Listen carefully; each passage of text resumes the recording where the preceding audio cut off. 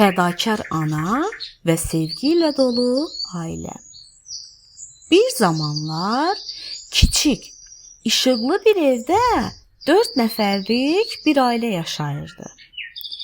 Evin dayağı hər səhər günəşlə birlikdə oyanan Nərmin ana 3 ovladının həm sevinci, həm də gücü idi.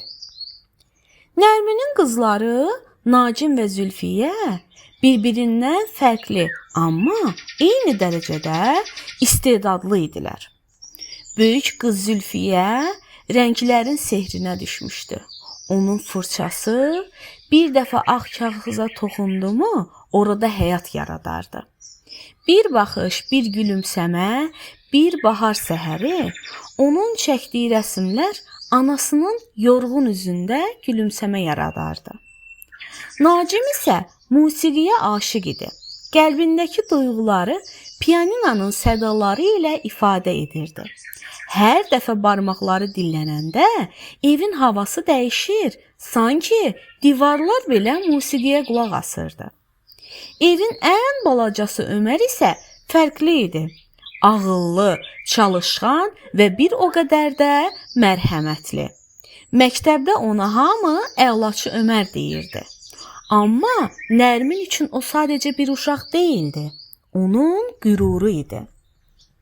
Nərmin bəzən gecələr işdən yorğun gəlsə də, uşaqlarının üzündəki işığı görəndə bütün yorğunluğu unudardı. Hər səhər onları sevgi ilə oyadar, güclü olun, bir-birinizə inanmaqdan əl çəkməyin deyərdi. Axşamlar isə evin içi həm musiqi, həm rəng, həm də gülüş dolu olardı.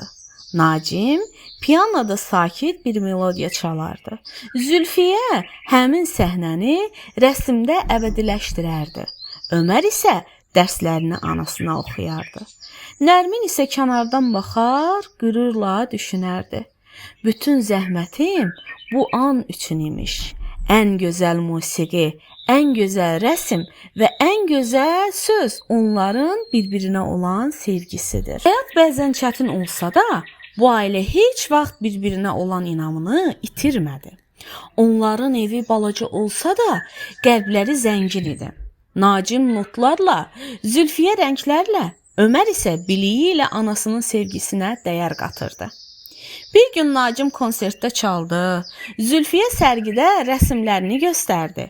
Ömər isə məktəbdə ilin ən yaxşı şagirdi seçildi. Hər kəs onlara heyranla baxırdı. Amma ən çox sevinən Nərmin idi. O səssizcə öz-özünə pıçıldadı. Ən böyük əsərim mənim uşaqlarımdır və beləliklə onların hekayəsi sevginin, inamın və ailə gücünün nağılı kimi tarixə keçdi. Çünki bu nağıl gerçək idi, bir ananın ürəyindən doğulmuşdur.